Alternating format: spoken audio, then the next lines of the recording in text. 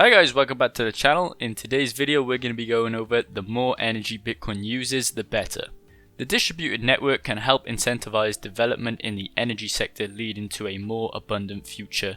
Swans Bitcoin 7 Luca writes. So I've had this talk on my channel in many videos about the energy consumption of Bitcoin and how it kind of furthers more developments in solar energy or wind energy, because we're looking for more alternative ways to counteract the environmental impact of Bitcoin or crypto mining in the future. Obviously solar is one of the biggest ones, and many people are working on solar panels and having farms that use solar panels. And putting in solar panels allows for other businesses to actually use that energy when Bitcoin mining isn't using it. Also, if you have excess energy, you can sell it off and you can obviously make more money off of that. So I think that the structure that they're setting up for solar panels, or just basically renewable energy in Bitcoin or crypto mining, is a great thing, and it can basically further the sector of renewable energy. So much has been written about Bitcoin's energy use in less carbon intensive than its critics assume, due to its high utilization of renewable and zero carbon energy. This is true. However, very little has been written about how Bitcoin's energy uses is actually good. In fact, energy use itself is good because humans benefit from using energy, and the more they use, the better. I recognise that this is a controversial stance in today's world of climate concerns. I sympathise with and share the view that maintaining a habitable planet is an important goal. However, the path to environmental security and the path to economic security is the same path: increase mastery over energy. The reality of how humans innovate and accomplish important things is intimately tied to our control over energy. So do geopolitics and the matters of war and peace. Even our ability to mitigate the environmental impact is a function of how much control we have over energy.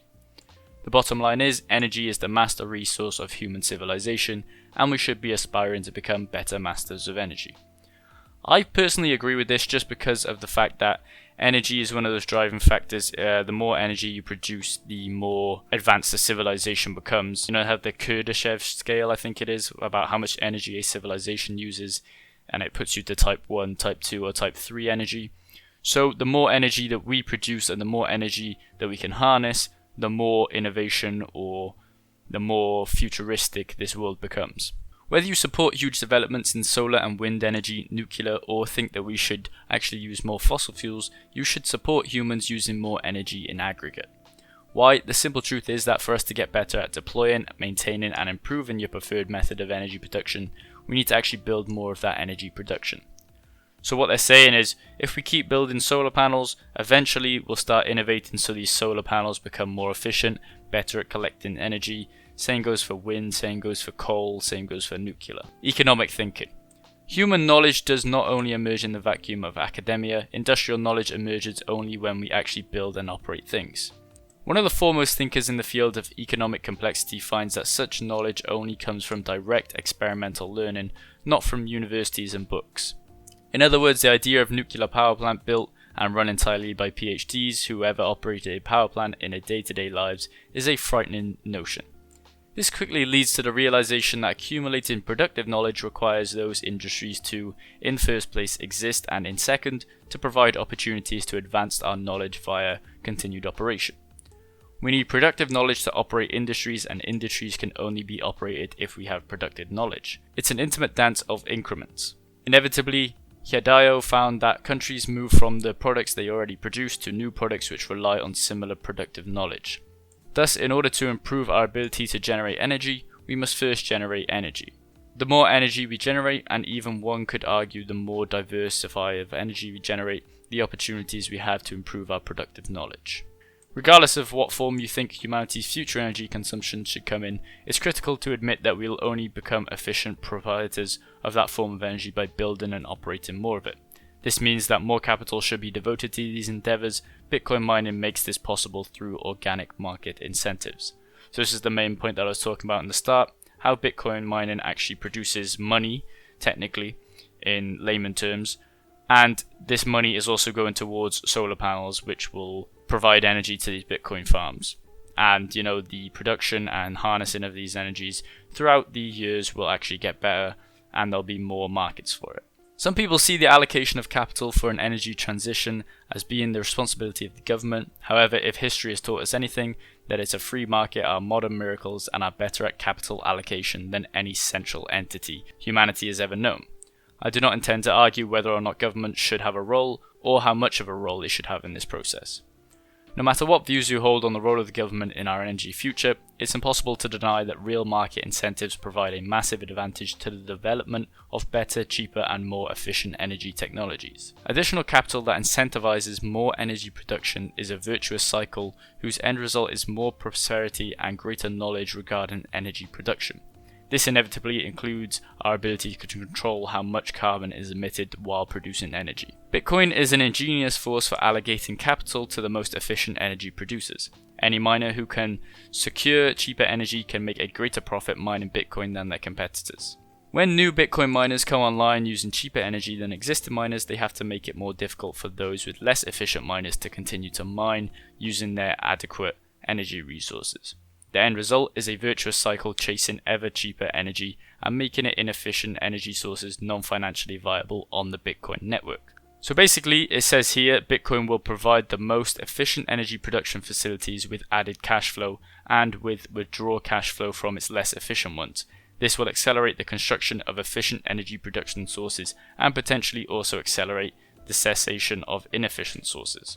So to break it down, basically, Bitcoin actually offers this incentive that if you have the cheapest energy, you're going to make the most profits. And we've seen this all over the world. We've seen it in Texas, Kazakhstan, China, where these cheap electricity costs are basically the melting pot for Bitcoin miners or crypto miners, just because of the electricity, and they can make more profits.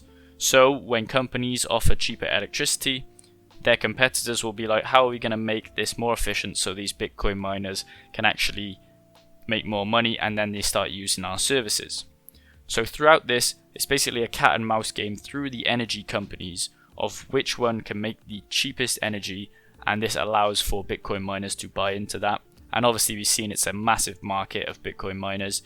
I think it was something like 16 billion last year was mined of Bitcoin, so $16 billion market of crypto mining. And that's not including Ethereum. I think overall it's something like $30 billion that is produced every year from crypto mining. So there's a $30 billion industry that they want to tap into as well. And they'll be obviously receiving profits from that because they'll be providing energy. So it incentivizes them to actually create more efficient, reliable energy sources. Do you believe that renewables are the cheapest and most efficient energy to have been available to humanity? Then Bitcoin mining is the best thing to ever happen for renewables. For if renewables truly are cheapest and most efficient, then it's inevitable that Bitcoin miners will also use them exclusively. Using more energy is not at odds with environmental initiatives, and it certainly isn't at odds with civilization and economic prosperity. No matter which future you want, it will require better mastery of energy, and Bitcoin helps build that future. The biggest objectors to this view are those who think humanity needs to produce and consume less, sometimes called degrowthers. In words, they believe that they must engage in energy like austerity, which is like stopping from basically using energy. We must stop economic growth and conserve our resources as much as possible. It is actually politically, economically, and socially possible to engage in degrowth, considering our economy is built on steady economic growth. It is fair to force economic stagnation on people around the world, especially those still using less energy per day than my refrigerator. So the article just goes on about degrowth. I'll link it in the description below so you guys can actually read the whole thing. There's a lot more that I didn't cover in this video. But this last point that I want to talk about is that nuclear energy is probably the best place to go in terms of the future of energy production. Even for Bitcoin mining or crypto mining in general, nuclear energy is probably one of the most efficient ways to produce energy without having to pollute the environment, basically. I know solar panels and wind power and tidal power is great, but they're not as efficient as nuclear energy, and nuclear energy doesn't cost as much to actually produce over time than it would to produce the amount of energy from solar panels or wind farms. The only reason that nuclear power is kind of looked down upon is obviously Chernobyl, because that was a big thing, but that was a lot of mistakes made by actual engineers, and they didn't really have the whole thing set out in terms of, nuclear power plants. Obviously, if you create a nuclear power plant in a stable country with good engineers and, the construction's great, then you could basically have a unlimited supply of energy for the next however many years. All you have to do is replace the nuclear rods in the actual reactor, and then it could be, basically a renewable source of energy. As long as you can find those rods, you can make energy. So I think personally that if we want to see growth in the future, I would go with solar panels. Like, let's put a lot of money into them, but let's also focus on nuclear power. A lot of countries are afraid of nuclear power. They don't want to bring it in because obviously it would take away from coal power or oil power. Saudi Arabia, Texas, places like that have big oil fields, Norway, they have a lot of oil, and it could be detrimental to their actual businesses to have nuclear power come in and be that powerhouse for the whole world. Just because it's way cheaper to produce nuclear power than it is to produce coal or oil power. So that's it for the video, guys. If you did enjoy, please like and subscribe to the channel for more content like this. I'll leave links to the articles in the description below, and don't forget to join the Discord, where I'll be doing weekly updates on just news in crypto mining and a bit more information about the channel and stuff like that.